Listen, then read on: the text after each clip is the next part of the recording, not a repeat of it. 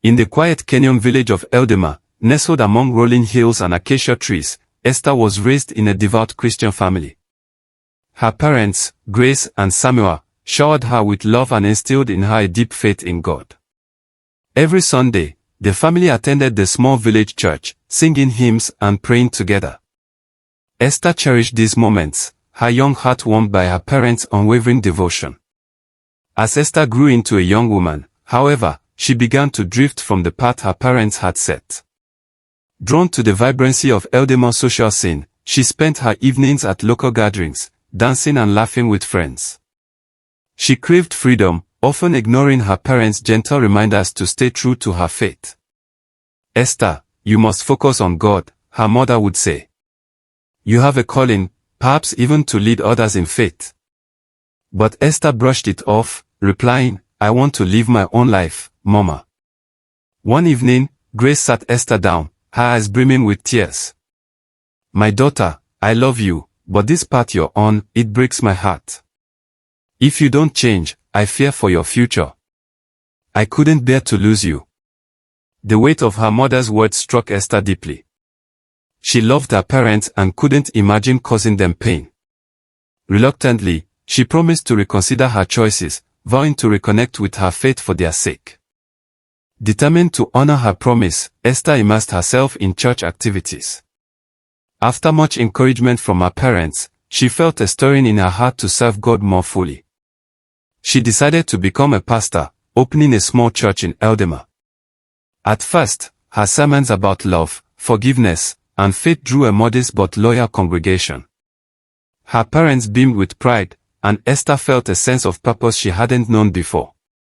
But soon, a new challenge emerged.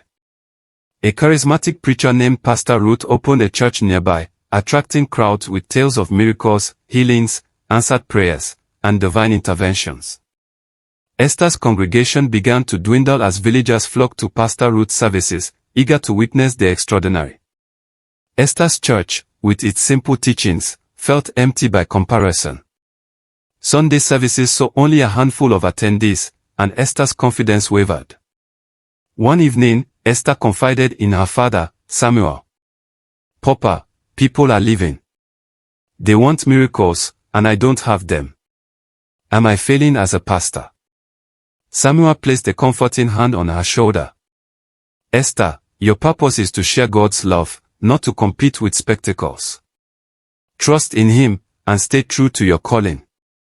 His words offered solace, but the sting of her shrinking church lingered. Esther refused to give up.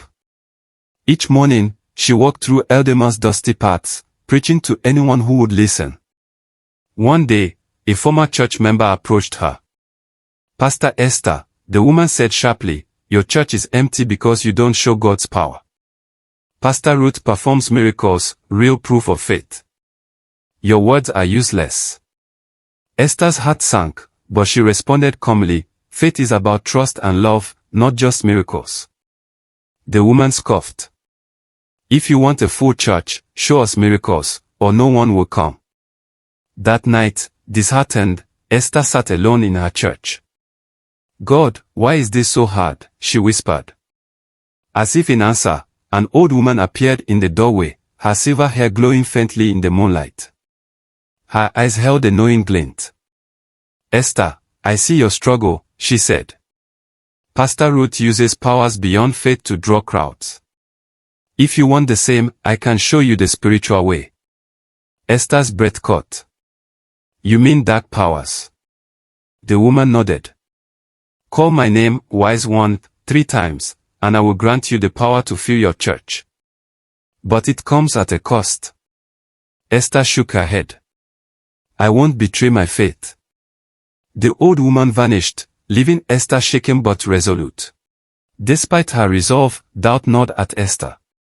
She decided to confront Pastor Ruth, hoping to learn her secret without compromising her beliefs. At Pastor Ruth's bustling church, Esther pleaded, "Please, show me how you perform miracles. My church is failing." Pastor Ruth's face hardened. "How dare you accuse me of deceit? My miracles come from God alone. Leave and don't return." Humiliated, Esther retreated, her hope fading. Back in her church, desperation took hold. In a moment of weakness, Esther whispered, "Wise one, wise one, wise one." The old woman reappeared, her smile sharp. "Are you ready, Esther?" Swallowing her fear, Esther nodded. The woman waved her hand, and the church dissolved into a misty forest. "To gain power, you must collect 3 sacred items," she instructed. "But beware, the path is perilous." Esther ventured into the forest, finding a radiant sunflower by a stream, guarded by a shadowy beast. Summoning courage, she shouted, "In God's name, leave me." The beast fled, and she claimed the flower. Next, in a cave, she faced the whispering wind that tested her heart's purity. Declaring her intent to serve God, she retrieved a shimmering stone. Finally, atop a cliff, she seized the golden bell, braving fierce winds. With all 3 items, Esther returned to Eldama, feeling a strange power within her. The next Sunday, Esther's church was packed. She approached the lame woman in the crowd, commanding, "Walk." To her shock, the woman stood, and the congregation erupted in cheers. Word spread, and Esther's church grew rapidly. She reveled in her newfound title, Prophetess Esther, and the admiration of her followers. But her father grew suspicious. One evening, he confronted her. "Esther, this sudden success, it's unnatural. Some say you use dark rituals, even involving your mother." Esther's anger fled. "How could you believe such lies? I'm doing God's work." Samuel sighed. "Be careful, my daughter. True faith has no shortcuts." His words haunted her, but she pushed them aside, determined to maintain her power. Late that night, the wise one appeared. "Your power wanes," she said coldly. "For it to endure, you must sacrifice what you love most, your mother." Esther recoiled. "Never." The woman warned, "Refuse, and in 3 days, your mind will unravel, and you will die." Trembling, Esther clutched the red shawl the woman left behind, instructed to cover her mother with it as she slept. Torn between love and ambition, Esther hesitated. The next night, she crept into her mother's room, the shawl heavy in her hands. Grace slept peacefully, unaware of her daughter's turmoil. Tears streaming down her face, Esther covered her mother with the shawl, whispering, "Forgive me." By morning, Grace was gone, her body cold. Samuel's anguished cries shattered Esther's heart, but she hid her guilt, feigning grief.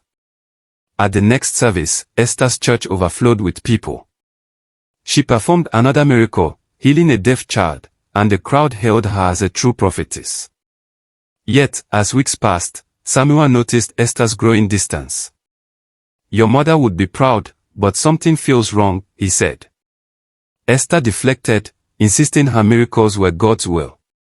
One Sunday, Esther attempted to heal a paralyzed man, but he remained still. The crowd murmured, then jeered, calling her a fraud.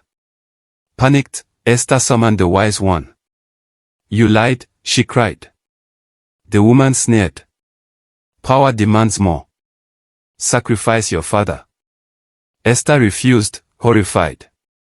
"Then your church will crumble," the wise one hissed, vanishing.